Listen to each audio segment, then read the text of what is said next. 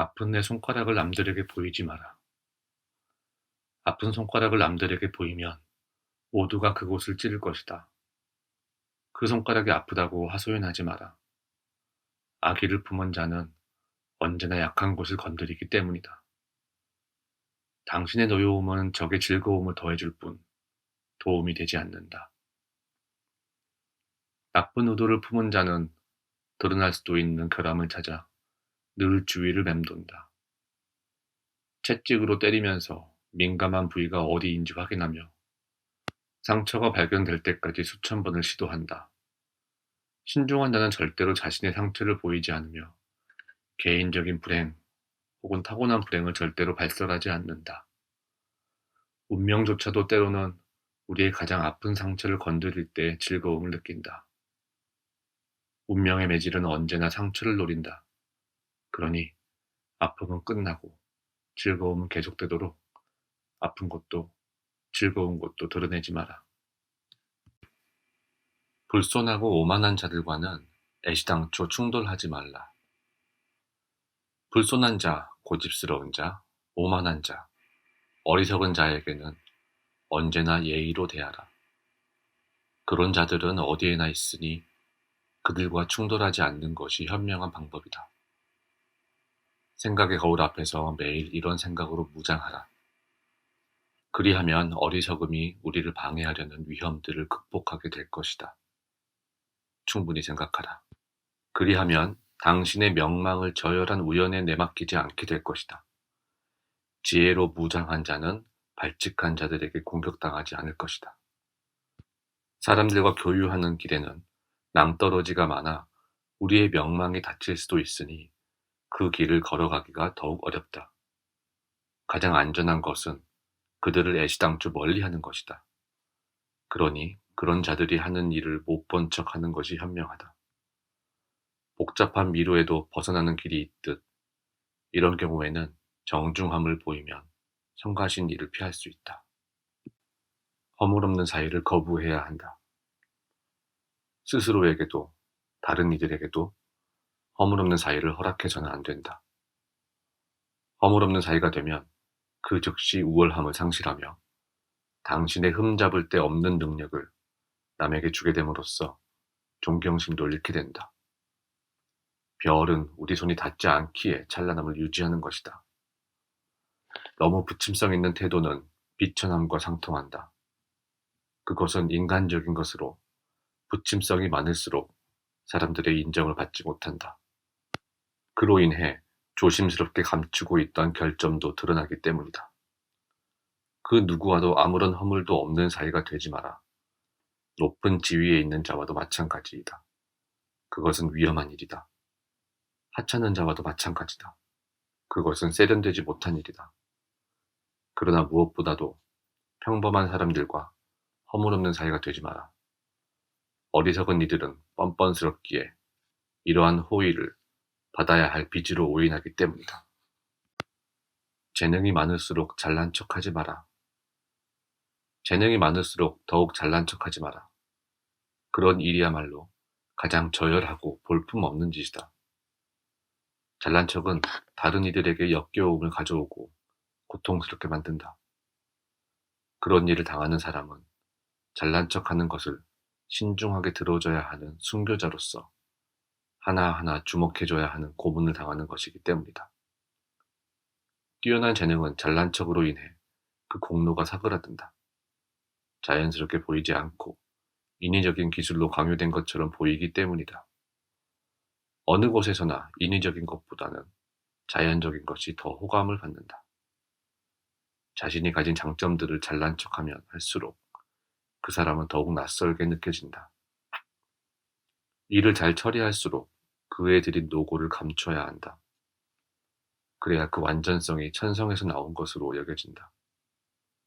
또한 잘난 척하는 것에 대한 두려움으로 인해 잘난 척하지 않음을 잘난 척한 상황에 빠지지 않도록 해야 할 것이다. 지혜로운 사람은 자신의 장점을 알게 하지 않는다. 스스로의 장점에 주목하지 않으면 다른 이가 그것에 주목할 것이다. 완전성을 지니고 있지만 그것을 마음에 두지 않으면 두 배로 위대해진다. 그는 정반대의 길을 걸어 찬사라는 목적지에 도달하는 것이다. 상대의 반박에 곧바로 반박하지 마라. 당신에게 반박하는 사람에게 곧바로 반박하지 마라. 그 반박이 계략에서 비롯된 것인지 아니면 비루함에서 나온 것인지 먼저 구분해야 한다. 반박은 때로 고집이 아니라 술수일 때가 있다. 그러니 어떤 일은 연루되지 말고 어떤 일은 망치지 않도록 조심하라. 염탐을 염탐하는 것보다 더 세심한 일은 없다. 영혼의 복제 열쇠에 대한 가장 좋은 책략은 조심성이라는 열쇠를 언제나 꽂아두는 것이다. 예의 바르다는 평판을 사람들에게 얻어야 한다. 호감을 얻는 것으로는 충분치 않다. 예의는 교양의 중요한 일부이고 모든 이의 총애를 받게 해주는 마술이다. 그와 반대로 무례는 사람들의 멸시와 반감을 일깨운다. 자만에서 비롯되는 무례는 혐오감을 주고 상스러움에서 비롯된 무례는 경멸을 낳는다. 예의는 언제나 모자라는 것보다는 지나친 것이 낫지만 모든 사람에게 똑같아서는 안 된다. 그것은 공정하지 않기 때문이다. 적들 사이에서도 자신의 가치를 보이기 위해선 정중해야 한다. 정중함에는 많은 것이 들어가지 않지만 많은 것이 돌아온다. 다른 이를 존경하는 자는 존경받는다. 예의와 명예는 그 무엇보다 중요하며 예의와 명예를 보이는 사람에게 예의와 명예가 머문다. 절대로 자기 자신에 대해 이야기하지 마라. 자신에 대한 이야기는 자화자찬이거나 자학 둘 중 하나다. 전자는 허영을, 후자는 소심함을 보여준다. 그것은 말하는 자를 어리석음에 빠뜨리고 듣는 자를 고통에 내맡긴다. 이는 일상적인 교제에서도 피해야 하지만 높은 직책에 있는 사람들과의 회합에서는 더욱 금해야 할 일이다.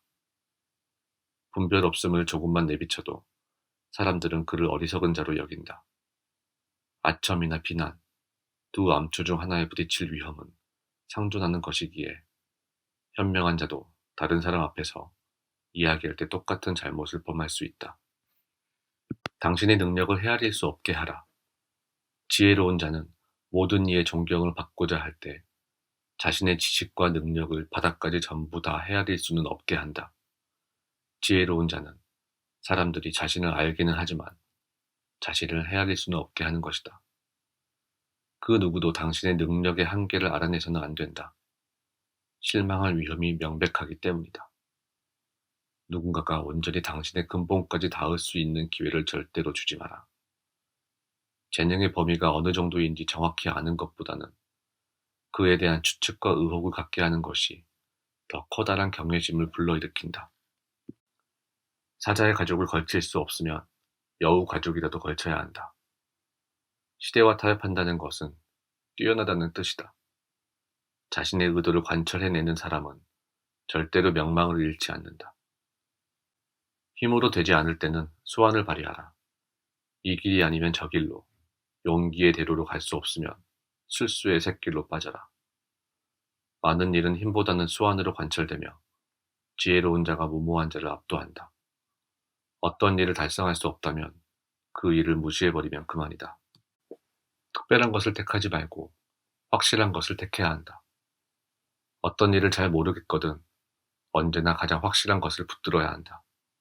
그렇게 하면 총명하다는 평은 아니더라도 철저한 사람이라는 평은 들을 것이다. 그 반대로 배운 자는 모르는 일에 끼어들어 임의로 행동할 수 있다. 잘 알지도 못하면서 위험을 무릅쓴다면 얻는 것은 당연히 파멸 뿐이다. 그러니 항상 확실한 것들을 붙들어라. 이미 완성된 것은 잘못될 수 없다. 지식이 있든 없든 어떠한 경우에서도 확실한 것을 택하는 것이 특별한 것을 택하는 것보다 현명하다. 변덕스럽지 않아 언제나 똑같은 모습을 보여라. 기질에서든 행동에서든 당신의 태도에 모순을 보이지 마라. 분별 있는 사람은 언제나 똑같은 모습을 보이며 그로 인해 사려 깊다는 평판을 듣는다. 그에게 변화라는 것은 외부의 원인이 있거나 다른 사람으로 인해 일어난다. 지혜에 관계된 문제에서 변덕이라는 것은 추잡한 것이다. 그런데 날마다 다른 모습을 보이는 변덕스러운 사람들이 있다. 심지어 분별력까지도 변덕을 보인다.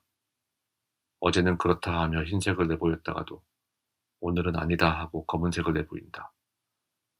그렇게 해 그들은 점차 신용과 명망을 잃어가고 다른 사람들을 혼란스럽게 한다. 상황에 따라 방향을 바꿔가며 지혜롭게 살아야 한다. 할 수 있을 때 하라. 시간과 기회는 아무도 기다려주지 않기 때문이다. 다만 그것이 미덕을 위한 것이라 할지라도 예외 없이 적용될 원칙을 세워놓고 살지는 마라. 또한 자신의 의지에 정해진 법칙을 부여하지도 마라. 오늘 당신이 버리는 물을 내일 마셔야 할지도 모르기 때문이다. 세상에 뒤틀린 머리를 가진 사람들이 있다. 어떠한 상황에서도 그들은 다른 것도 아닌 자신들의 정신 나간 기괴한 생각에 따라 행동하기를 요구한다. 반대로 현명한 자는 상황에 따라 방향을 바꿔가면서 지혜의 별에 따라 스스로를 이끌어간다. 우리의 행위와 생각을 포함한 모든 것은 상황에 따라 조정되어야 한다. 한 번뿐인 인생은 즐거운 여행이어야 한다.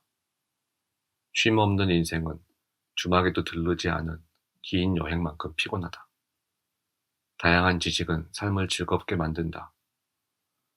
멋진 인생의 첫 여행은 죽은 자들과의 대화로 시작하라. 우리는 우리 자신을 그리고 많은 것들을 알기 위해서 산다. 그럴 때 진실된 책이 우리를 사람답게 만들 것이다. 두 번째 여행은 산 사람들과 보내면서 이 세상의 모든 좋은 것들을 보고 깨달아라. 한 나라에서 모든 것을 찾을 수는 없는 법이다. 이 세상을 만든 조물주도 자신의 재능을 나누어 썼고 때로는 풍요로운 것에 추한 것들을 곁들여 놓았다. 세 번째 여행은 온전히 자기 자신과 보내라. 마지막 여행은 철학하며 사는 것이다. 발타자르 그라시아는 1600년대 스페인의 작가이자 철학자입니다. 이 책은 발타자르 그라시안의 책을 독일의 철학자 쇼펜하우어가 번역한 책입니다. 쇼펜하우어는 발타자르 그라시안을 유럽 최고의 지혜의 대가라고 평가했습니다. 이 책을 읽는 내내 이 책이 정말 400여 년 전에 쓰여진 책이 맞나 할 정도로 현재를 살아가는 우리에게 필요한 조언들이라고 생각했어요. 너무나도 직설적인 그의 이야기에 너무 세속적이라고 생각하기도 했지만 어쩌면 그의 통찰력에 감탄할 수밖에 없었습니다. 인간관계, 인생에서 길을 잃었다면 우연히 펼쳐든 이 책에서 해답을 찾을 수도 있지 않을까 생각해요. 이 책은 곁에 두고 읽어야 할 책인 것 같습니다. 마지막으로 그의 조언 중 하나를 소개하며 책 소개를 마칠까 합니다. 뛰는 말처럼 빨리 사는 것이 아니라 산책하듯 하는 것이다. 인생의 기쁨과 고통을 조화롭게 엮어갈 줄 아는 것이 인생이다.